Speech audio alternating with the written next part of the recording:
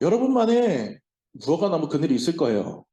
엄마로서, 예민한 청소년으로서, 이 땅을 살아가는 고민 많은 20대로서, 사모로서, 아내로서, 아무에게도 말 못하는 여러분만의 무화과 나무 그늘이 있을 거예요. 아무도 눈치채지 못하는 여러분만의 특별한 비밀과 시간과 공간과 고뇌. 근데 지금 여러분에게 말씀하시는 거예요. 내가 어제 네가 싱크대 밑에 쪼그리고 앉았을 때 너를 보았다. 내가 어제 네가 화장실 변기에 혼자 앉아있을 때 너를 보았다. 내가 어제 너를 봤다. 보고 있었다. 다 보고 있었다. 다 봤다. 우리는 나다나엘 같아서 건방지게도 내가 예수님을 발견해 보겠다며 호기롭게 나섭니다. 내가 가서 보지 뭐. 와서 보라고? 내가 한번 가서 보지 뭐. 야, 근데 그 전부터 이미 하나님이, 예수님이 나를 보고 계셨다는 것을 깨닫는 순간 우리는 나다나엘처럼 무릎을 꿇을 수밖에 없습니다. 여러분 마음속에 어딘가 아무도 모르는 무화과 나무 그늘 아래에 쪼그리고 앉은 여러분 마음속에 어린아이가 예수님의 시선 안에 있습니다.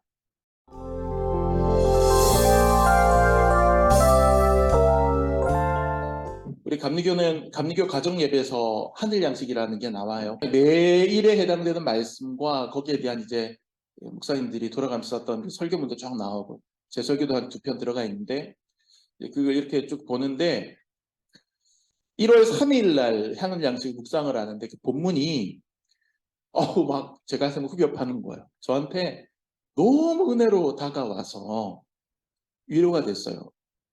물론 이제 거기 풀어서 설명하는 설교문 내용도 좋았는데 그 설교문 내용하고는 조금 다른 각도로 제가 그 본문을 바라봤거든요. 묵상을 하면서. 그랬더니 그 설교문과 상관없이 성경 본문 자체에서 깨닫게 되는 위로가 있었습니다. 그래서 은혜 받으면서 혼자 묵상하고 기도하면서 이 말씀을 내가 지금 깨달은 은혜를 우리 성도들하고 좀 나누고 싶다. 이런 생각을 했습니다. 본문에 대한 대략적인 설명을 좀 드릴게요. 예수님이 공생의 초기에 이제 제자진을 꾸릴 때의 이야기죠. 먼저 빌립이라고 하는 제자가 예수님의 부름을 받고 예수님의 제자가 된 다음에 너무 좋아서 동네 친구, 한 동네 알고 지내던 이게 나다나엘이라고 하는 제자에 대해서는 학자들마다 조금씩 이제 학설이 좀 다릅니다. 나다나엘이 저기 다른 복음서에 나오는 바돌로메라는 제자와 동일 인물일 것이다. 아니면 마태하고 동일 인물일 것이다. 이런 설들이 좀 있습니다. 근데 어느 것 하나도 증명되지 않았지만 그런 설들이 있다. 그냥 나다나엘이다. 이렇게 생각하시면 됩니다. 이 나다나엘한테 내가 구약 성경에 예언되어 있는 그런 하나님의 아들 메시아를 만났다. 그분이 누구냐 하면 요셉의 아들 나사렛 예수라는 사람이다.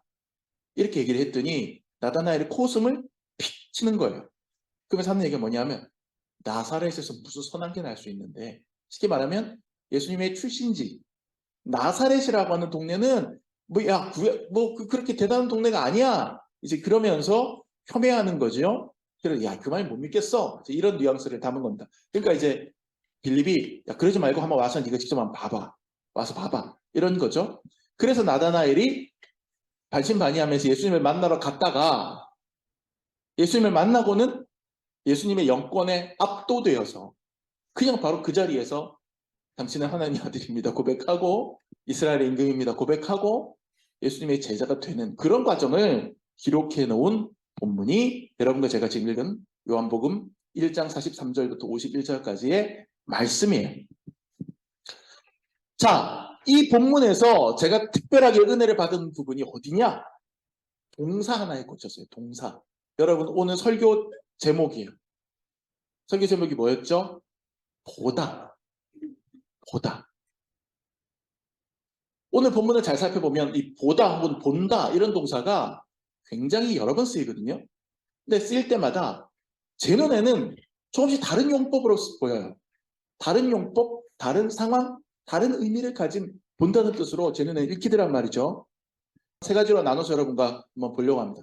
첫 번째로 나다나엘이 보는 것. 46절 말씀을 한번 볼까요? 나다나엘이 이르되 나사렛에서 무슨 선한 것이 날 수 있느냐? 빌립이 이르되 와서 보라 하니라. 아멘. 아까 제가 말씀드렸죠? 나다나엘이, 야, 나사렛에서 뭐 대단한 게 나온다고 그래. 대단한 사람 거기서 나올 만한 동네야 거기가? 그러니까 빌립이 나다나엘에게 뭐라고 얘기합니까? 와서 보라. 와서 보라. Come and see 이렇게 돼 있어요. 영어성이. 와서 봐. See. 네 눈으로 한번 직접 봐. 이거예요. 나다나엘은 이전에는 예수님을 본 적이 없죠. 그런데 빌립이 하도 간구하니까 한번 보기나 해볼까? Come and see. 그 따라가서 보는 겁니다. 반신반의하며 예수님께 나아갑니다. 호기심 어린 시선으로 예수님을 봅니다. 경계의 눈빛도 있었을 거고요. 굉장히 좀 호기심도 있었을 거고요. 의심의 눈길도 있었을 거예요. 그런 게 복잡하게 뒤섞여 있는 현재 나다나엘의 시선, 그 보는 것. 그것이 인간들이 하나님을 바라보는 시선일 경우가 많아요. 하나님을 향해서 우리가 복음을 소개해 줬을 때, 예수님을 소개해 줬을 때 사람들이 그런 시선으로 우리의 복음을 보고 전도주도 보고 얘기를 듣고 이런단 말이에요. 믿지는 못하는데, 확신하지는 못하는데 무언가 있을 것만 같은데 아닌 것도 같고 아리까리한 그런 어떤 거. 사람이 어떤 대상을 볼 때 여러 개의 성격의 시선이 가능하잖아요. 경계의 눈빛도 가능하고 존경의 눈빛도 가능하고 분노의 눈빛도 가능하고 비웃는 조롱의 눈빛도 가능하고 이 두 눈 동공 이 각막 이거 가지고 별 감정을 다 표현할 수 있어요. 우리가 희한하죠. 그리고 호기심의 눈빛도 표현 가능합니다. 우리가 하나님을 바라볼 때도 마찬가지예요. 신앙이 있는 사람은 하나님을 바라볼 때 경외와 경배의 눈빛으로 바라봅니다. 예수님과 인격적인 만남과 교제를 가져본 사람은 예수님 만나면 사랑의 눈빛, 하트부터 뿅뿅 나가죠. 죄의식은 있으나 죄사함의 체험 없는 이들이라면 아마 두려움의 눈빛이 먼저 앞설 거예요. 하지만 하나님을 믿지 않거나 반신반의하는 사람이라면 아마 의심의 눈빛이나 호기심의 눈빛부터 보이겠죠? 지금 나다나엘의 눈빛이 이 눈빛인 거예요. 그런데 이렇게 인간들이 하나님을 여러 의미의 눈빛으로 바라보는데 사람마다 다르게 한 가지 공통점은 있어요. 그게 뭐냐면 그 눈빛으로 우리가 하나님을 아무리 바라본다 하더라도 하나님을 우리의 눈에 다 담을 수 없다라는 사실이에요. 결국 우리의 한계 안에서 우리의 그릇 안에서 하나님을 바라봐요. 마치 우리가 이 동그란 걸 눈에 대고 보면 이 동그란 그 원 안의 장면만 눈에 보이는 것 같아요. 근데 어리석게도 인간들은 교만하기 때문에 내가 판단할 수 있다고 생각을 해요. 내가 보는 그 망원경으로 나의 지식과 경험과 내 지식과 경험과 어떤 그런 감수성의 잣대로 그 망원경을 딱 대고 보면 이 안에 보이는 걸로 내가 판단을 하면 거기에 대해서 내가 나름의 결론을 내릴 수 있다고 생각을 해요. 하나님 없어. 뭐 라든지 하나님은 뭐 있는데 뭐 이런 분이야 라든지 너무 쉽게 안 믿는 사람은 물론이거니와 심지어는 예수를 믿는다고 하는 소위 신학자들마저도 자신들의 지식을 너무 의존한 나머지 하나님을 자신의 그 한계 안에서 밖에 인식할 수 없다는 것을 자꾸 잊어버리고 내 생각이 옳다, 내가 만난 하나님이 전부다라고 자꾸 주장을 해요. 근데 하나님은 우리의 생각과 시야의 틀을 벗어나는 초월자이시기 때문에 우리가 아무리 대단한 지식과 감수성의 또 직관력의 소유자라고 할지라도 그분을 우리의 시선 안에, 시야 안에 다 담을 수 없습니다. 1990년도에 우주로 허블 망원경이 쏘아 올려졌어요. 지구상의 천문대를 아무리 가동해봤자 대기가 있고 뭐 이런 빛의 뭐도 있고 막 이렇게 해서 이게 쉽지 않으니까 아예 망원경을 우주로 띄워가지고 우주에다가 망원경을 궤도를 돌게 만들어놨어요. 이게 허블 우주 망원경이라는 거예요. 1990년도에 발사했어요. 그 허블 우주 망원경이 이제 처음에는 이게 약간 좀 해상도도 떨어지고 그래서 우주선을 또 보여다가지고 우주인들이 우주에서도 수리를 했네. 허블 망원경에 매달려갖고 그래서 제 기능을 회복한 다음에 허블 망원경이 지구로 보내온 그런 우주의 사진을 보고 흥분했어요. 이야, 이렇게 해상도 높은 대단한 막 위대한 망원경을 보유했나라고 자부하면서 마음껏 우주 사진을 찍어댔습니다. 그런데 얼마 전에 새로운 우주 망원경이 또 하나가 우주로 발사됐죠. 혹시 아세요? 안 들어보셨어요? 네. 제임스 웹이라고 하는 망원경, 허블도 사람 이름이고 제임스 웹도 사람 이름인데 제임스 웹 우주 망원경이 쏘아 올려져 갔는데 제임스 웹이 우주에서 사진을 찍어가지고 내려보내는 순간 제가 기사들을 좀 찾아봤는데 기사들이 하나같이 표현이 싹 달라집니다. 뭐라고 표현하느냐면 허블 망원경이 보낸 사진과 제임스 웹이 보낸 사진의 해상도를 서로 비교하면서 허블을 노인네 취급을 하는 거예요. 퇴물 망원경 내지는 노인네 취급을 하는 거예요. 그동안 애썼다. 그동안 수고했다. 뭐 이런 뉘앙스예요. 근데 제가 생각해 봅니다. 제임스 웹 망원경도 지금이야 각광받지만 나중에 훨씬 좋은 우주 망원경 나오면 지금의 허블 망원경처럼 그런 취급받을 것 같아요. 결국 세상에서 제일 좋다라고 하는 망원경도 한계가 있는 것이고 세월이 지나가 보면 아유 그 망원경 한계가 있었어. 이렇게 되는 거예요. 완전하지 않은 거예요. 사람이 아무리 좋은 보는 기계를 발명한다고 하더라도 그것은 결국에는 한계를 지닐 수밖에 없습니다. 내 몸이든 기계든 간에. 인간의 눈과 지식으로 하나님의 세계를 바라본다라고 하는 것은 명확한 한계를 지닌 채 우주를 들여다보는 것보다 더 힘든 일이에요. 그런데 인간은 어찌나 교만한지 자신이 이 엄청난 초월의 세계를 하나님의 세계를 들여다볼 수 있고 판단해낼 수 있다고 생각을 합니다. 그러니까 내가 한번 가보지 뭐. 내가 목사님 설교 한번 들어보고 판단할게. 이런 마음을 갖는 거예요. 근자감이라 그러잖아요. 근거 없는 자신감. 나다나엘은 빌립의 강력 추천을 받고 내가 한번 가서 보지 뭐. 와서 보라고 하니까 내가 한번 보고 판단해보마. 그런 마음으로 예수님 앞에 나아갔을 거예요. 그런데 이게 얼마나 가소로운 일입니까? 예수님 앞에. 감히 예수님의 가치를 내 눈으로 보고 판단하겠다고요? 결국 나다나엘은 예수님을 보고 판단해내기는커녕 오히려 예수님의 영권에 압도되어서 그분 앞에 무릎을 꿇을 수밖에 없었던 거죠. 이것이 우리 인간들의 어리석음이고 교만입니다. 감히 하나님을 분석해 보겠다고 발견해 보겠다고 생각하는 건 말입니다. 특히나 배웠다는 사람들, 똑똑하다는 사람들이 종교를 말하고 철학을 말하면서 쉽사리 하나님에 대해서 결론 짓고 이름 붙이는 것을 봅니다. 뭐 꼭 지식인들뿐만 아니라 우리 주변에 많은 사람들도 그래요. 제 나름의 잣대를 갖고 교회를 바라보고 하나님 바라보고 너무 쉽게 결론을 내립니다. 하나님 없어. 야, 하나님 의롭지 않아. 하나님 죽었어. 그런 자기 결론에 또 얼마나 확신을 갖고 있어 하는지. 하지만 제대로 하나님을 바라보지 못하고 한계를 지닌 채 쉽게 결론 내리는 것이라는 것을 그들은 스스로 인정하지 못합니다.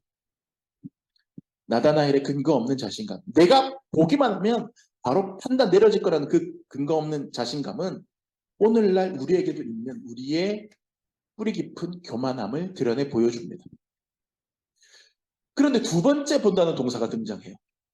이게 뭐냐면 예수님이 보는 거예요. 47절, 48절 말씀 우리가 한번 읽어봅시다. 예수께서 나다나엘이 자기에게 오는 것을 보시고 그를 가리켜 이르시되 보라, 이는 참으로 이스라엘 사람이라 그 속에 간사한 것이 없도다. 나다나엘이 이르되 어떻게 나를 아시나이까? 예수께서 대답하여 이르시되 빌립이 너를 부르기 전에 네가 무화과 나무 아래 있을 때 보았노라. 나다나엘을 보자마자 예수님 그를 알아보십니다. 야, 이거 참 간사한 것도 없고 진짜 좋은 이스라엘 사람이다. 예수님이 바로 평가를 딱 내리십니다. 그의 성품과 영성까지 알아보시죠. 나다나엘이 당황한 나머지 저를 아세요? 이렇게 묻습니다. 저 아세요? 이 이야기 속에는, 이 말 속에는 당황스러움도 있을 거고 놀라움도 있을 거고 약간 좀 따져묻는 느낌도 있지 않았을까 싶기도 해요. 나 알아요? 왜 아는 척해요? 뭐 이런 느낌? 여러 가지가 섞였겠죠. 그때 예수님이 결정탄 하나 날리십니다. 알지? 빌립이 너한테 나를 소개하기 전에, 너를 부르기 전에 네가 무화과 나무 아래 있을 때 내가 보았다.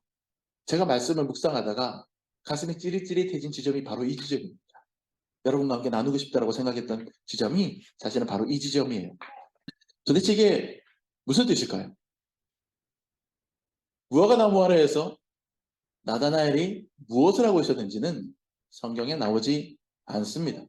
성경에 나오지 않는 것은 어떤 면에서는 다 그런 건 아니지만 때때로는 굳이 그거가 중요한 게 아니다. 이런 뜻일 수 있어요.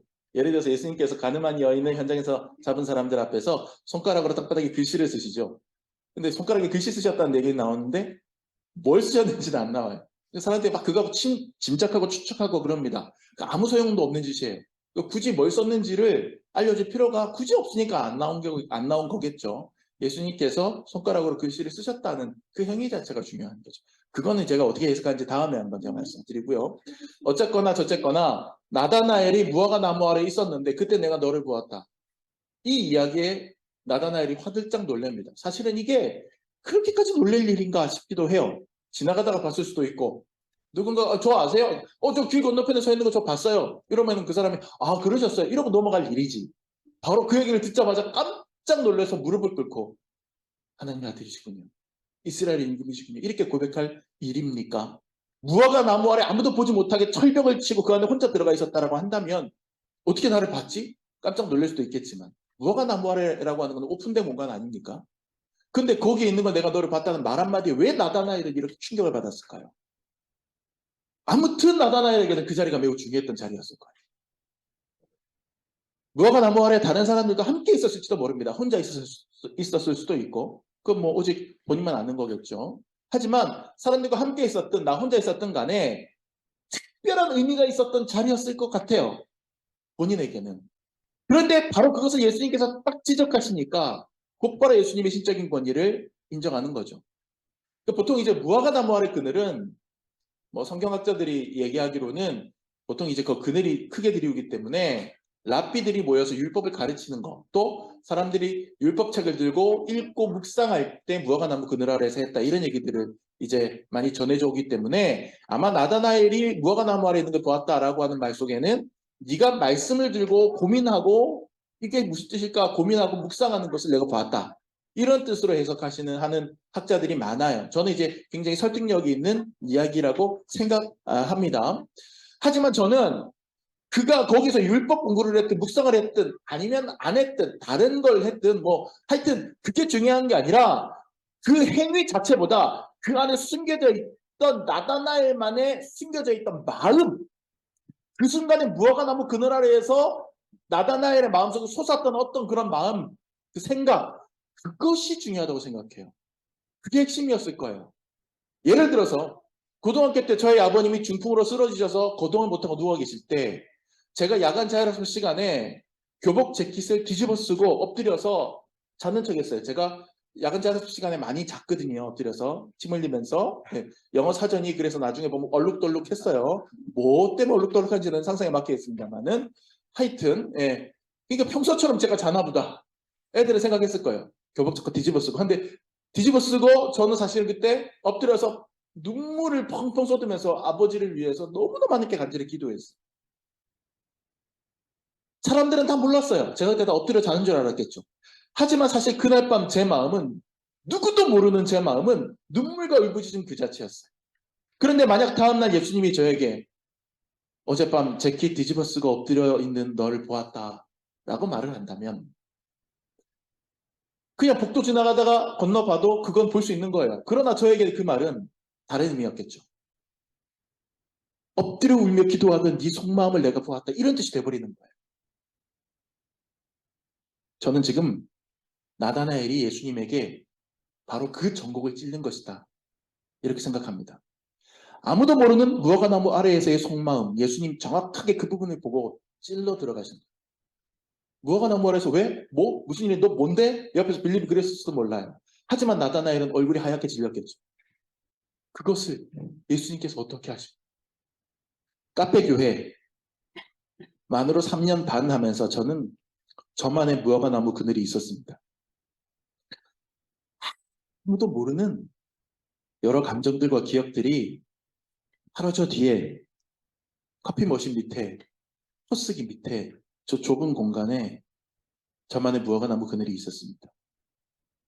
두려움, 절망, 열등감, 비교의식, 때때로 나 자신에 대한 분노, 원망 이런 모든 것들이 목사라고 하는 허울 좋은 껍데기 밑에 감춰있는 인간적인 상처와 방황들로 무화과 나무 그늘 밑에서 치열한 전쟁을 벌이고 있었어요.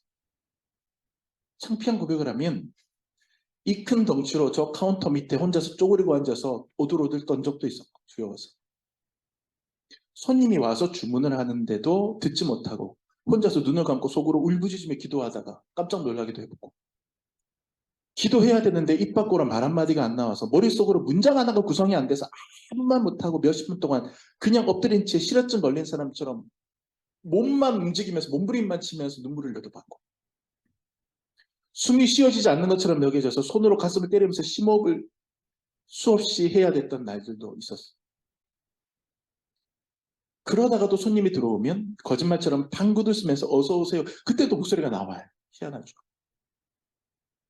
아무한테도 보여주지 않았던 목사라고 하는 양복 뒤에 감추었던, 가운 뒤에 감추어졌던 인간적인 연약함의 민낯, 제게도 그런 게 있었습니다. 그런데 1월 3일 날 제가 이 말씀을 읽는데 하나님이 저에게 이 말씀을 통해서 말씀하시는 거죠. 네가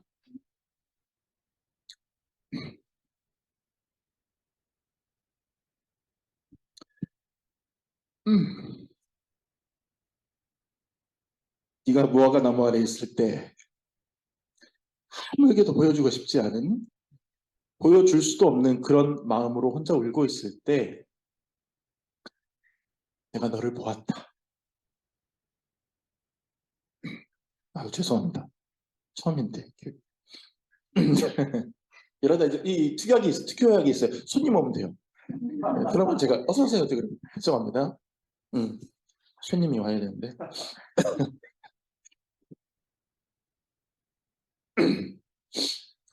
혼자인 것만 같아서 울고 있을 때, 외로워서 몸부림치고 있을 때 사랑하는 우리 주님이 나를 보고 계셨던 거죠. 네가 무화과 나무 그늘 아래 있을 때 내가 너를 보았다.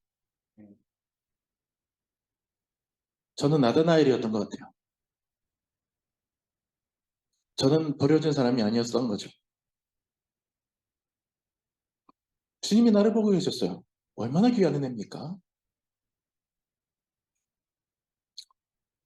여러분만의 무화과 나무 그늘이 있을 거예요. 엄마로서, 예민한 청소년으로서, 이 땅을 사랑하는 고민 많은 20대로서, 사모로서, 아내로서, 아무에게도 말 못하는 여러분만의 무화과 나무 그늘이 있을 거예요. 아무도 눈치채지 못하는 여러분만의 특별한 비밀과 시간과 공간과 고뇌. 근데 지금 여러분에게 말씀하시는 거예요. 내가 어제 네가 싱크대 밑에 쪼그리고 앉았을 때 너를 보았다. 내가 어제 네가 화장실 변기에 혼자 앉아있을 때 너를 보았다. 내가 어제 너를 봤다. 보고 있었다. 다 보고 있었다. 다 봤다. 우리는 나다나엘 같아서 건방지게도 내가 하나님을, 내가 예수님을 발견해 보겠다며 호기롭게 나섭니다. 내가 가서 보지 뭐. 와서 보라고? 내가 한번 가서 보지 뭐. 야, 근데 그 전부터 이미 하나님이, 예수님이 나를 보고 계셨다는 것을 깨닫는 순간 우리는 나다나엘처럼 무릎을 꿇을 수밖에 없습니다. 여러분 마음속에 어딘가 아무도 모르는 무화과 나무 그늘 아래에 쪼그리고 앉은 여러분 마음속에 어린아이가 예수님의 시선 안에 있습니다. 예수님이 보고 계십니다. 우리 예수님 그런 분입니다. 마지막 세 번째, 처음에는 나다나엘이 보는 것이고 두 번째는 예수님이 보는 거죠. 마지막 세 번째는 뭐냐? 함께 보는 거예요. 함께 보는 거예요. 50절, 51절 한번 볼까요? 예수께서 대답하여 이르시되 내가 너를 무화과 나무 아래에서 보았다 함으로 믿느냐? 이보다 더 큰 일을 보리라. 또 이르시되 진실로 진실로 너희에게 이르노니 하늘이 열리고 하나님의 사자들이 인자 위에 오르락 내리락 하는 것을 보리라 하시니라. 똑같은 동사, 본다는 동사인데 시제가 바뀝니다. 보리라. 미래에 보게 될 것이다. 그런데 이게 놀라운 것이 같은 곳을 바라보게 되는 거예요. 나다나엘과 예수님. 그러니까 나다나엘이 예수님을 보러 나갔죠. 예수님은 나다나엘을 보고 있었어요. 그런데 나다나엘이 예수님께 무릎을 꿇는 순간 나다나엘과 예수님은 같은 미래를 바라봅니다. 같은 방향. 이게 우리에게 중요한 거예요. 하늘이 열리고 하나님의 사자들이 인자 위에 오르락 내리락 하는 모습. 그러니까는 창세기에 나오는 야곱의 사다리에서 사다리가 하늘에 세워지고 그 위에 천사가 오르락 내리락 하는 것처럼 인자, 즉 예수님이 십자가로 세워져서 하늘과 땅을 연결하고 거기에서 이제 하늘과 땅이 소통이 되는 그 놀라운 미래가 이제 예수님이 그 사역을 바라보면서 왔는데 나다나엘도 같이 바라보는 것이죠. 방향이 일치하게 되는 겁니다. 시선의 방향. 예수님이 보는 곳을 나다나엘도 같이 보게 되고 같은 미래, 같은 비전을 보게 되는 겁니다. 우리가 하나님을 바라본다는 것은요. 결국에는 하나님이 바라보는 것과 같은 방향을 본다는 말과 같습니다. 제가 예전에 신앙과 교육이라고 하는 잡지에 기고했던 동화 중에 오래전 쓴 겁니다만 해바라기에 대한 이야기가 있습니다. 제가 개인적으로 애착을 갖고 있는 작품인데 그럼 해바라기는 해를 바라본다고 알려져 있잖아요. 해가 가는 곳을 따라 해바라기가 돈다 이렇게 알려져 있죠.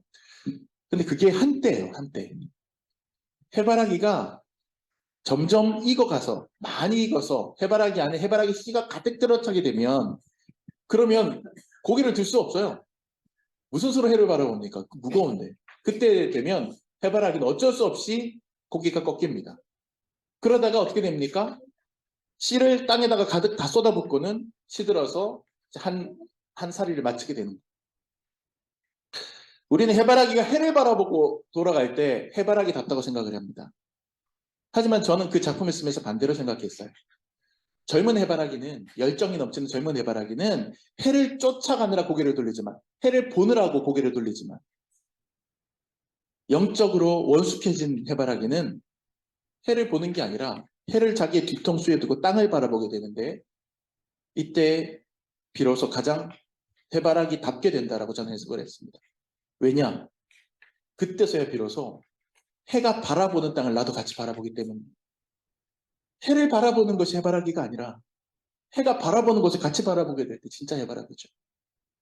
우리가 하나님을 사랑하는 것, 우리가 하나님의 사람이 되는 것, 그것은 어쩌면 하나님이 바라보는 것을 나도 바라보게 되는 것이라고 생각합니다. 하나님이 안타깝게 바라보는 사람을 나도 안타깝게 바라보게 되고 하나님이 정말 사랑하는 사람에게 나도 사랑의 눈으로 바라보게 되는 것. 그리고 하나님이 그리고 있는 미래를 나도 같이 바라보고 그려보는 것. 그것이 아니겠습니까? 그것이 바로 마침내 예수님과 같은 것을 보게 될 나다나엘처럼 되는 길이 아니겠습니까? 그게 진짜 해바라기 아니겠습니까?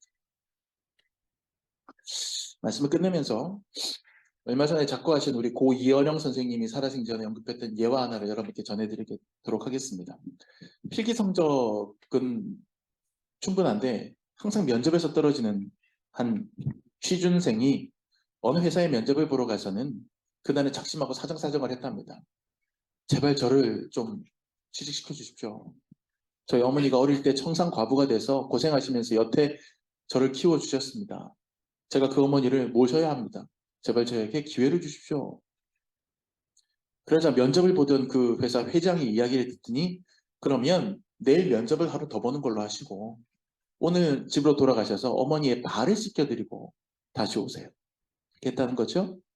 이 사람이 회장이 시킨 대로 집에 들어가서 어머니의 발을 씻겨드렸는데 거기서 그만 충격을 받고 말았다는 거죠. 내가 어머니가 나를 위해 희생하고 고생하셨다는 걸 잘 알고 그래서 내가 어머니를 모셔야 된다는 마음 내가 갖고 있는데 그걸 모르는 바가 아닌데 직접 어머니의 발을 내가 씻겨드린 건 처음에는 그러면서 직접 어머니의 발을 보니 고목나무 껍질처럼 딱딱해져 있고 멍들어 있고 여기저기에 상처가 생채기가 나 있는 그 늙은 어머니의 발을 직접 눈으로 보면서 눈물을 펑펑 쏟았다는 거죠. 평생 일을 하면서 나를 부양한 어머니의 발 이렇게 시커멓고 볼품없었고 딱딱해져 있고 이게 어머니의 발이구나. 내 어머니가 나를 이렇게 키우셨구나. 다음날 면접장을 찾은 이 사람이 회장에게 이렇게 말했습니다. 저는 어머니를 안다고 생각했는데 어머니가 저를 위해서 고생했다라고 하는 것을 제가 알고 있다고 생각했는데 어제 비로소 어머니의 발을 만지며 어머니의 발을 직접 눈으로 보며 어머니가 어떤 분인지를 경험하게 되었습니다. 그러니 이제 저는 취직 안 해도 좋습니다. 왜냐하면 회장님은 저에게 진짜 어머니를 찾아주셨습니다. 그 이야기를 들은 회장이 말했죠. 내일부터 출근하십시오. 어머니의 발을 씻듯이 소비자의 발을 만지고 생산자의 발을 만져보십시오. 당신 틀림없이 좋은 사원이 될 겁니다. 저는 면접 요령에 대해서 여러분에게 취준생 면접 요령에 대해서 말씀드리는 거 아닙니다. 이 얘기 지어낸 얘기일 거예요. 근데 이 얘기가 주는 교훈이 있습니다. 매일 보는 어머니였잖아요. 어머니가 나를 위해 희생하셨다는 것도 머리로는 분명히 알고 있었어요. 그러나 이 사람 한 번도 자기 어머니의 발을 자세하게 들여다본 적은 없었던 거죠. 근데 그 어머니의 발을 내 눈으로 자세히 보는 순간 똑같은 어머니고 나를 위해 고생했다는 어머니 머릿속으로 알고 있었던 그 어머니가 나의 실존으로 나의 존재로 경험되어지는 것이죠. 자신도 그대로고 어머니도 분명히 예전과 똑같은데 눈이 열리자 다른 차원에 본다는 것을 경험하게 되는 것. 본다는 게 이런 겁니다. 우리가 예수님을 보는 것, 예수님이 우리를 보는 것, 그리고 우리가 예수님과 함께 같은 곳을 보는 것. 우리는 보아야 하는 사람들이고 보는 사람들입니다. 예수님께서 우리를 어떻게 구원하셨는지 우리는 교리 공부를 통해서 배웁니다. 압니다. 머리로 압니다. 근데 그걸로 충분하지 않아요. 우리가 예수님을 봐야 합니다. 예수님이 우리를 보는 그 시선에 내가 아이 컨택을 해봐야 됩니다. 나다나엘이 예수님 앞에 나아가서 예수님을 직접 보고 그분이 나를 사랑하시고 나의 무화과 나무 그늘을 지켜보고 계셨다는 것을 깨달을 때 나다나엘이 그 앞에 무너져 내렸던 것처럼 우리도 머리로 아는 예수님이 아니라 내 눈으로 보아서 아는 그런 예수님이 되어야 됩니다. 그리고 마침내 예수님이 바라보시는 그곳을 고개를 돌려 함께 바라보고 예수님이 가리키는 그곳을 우리가 함께 바라볼 수 있게 되는 것이죠. 거기에 우리가 나아갈 미래가 있고 우리가 추구해야 될 삶의 목적이 있는 겁니다. 여러분 개개인 한 사람 한 사람 또 우리 나무십자가교회 공동체도 가야 될 곳을 꿈꾸고 제대로 볼 줄 아는 영적인 안목의 사람이 되시기를 축원합니다. 기도하겠습니다.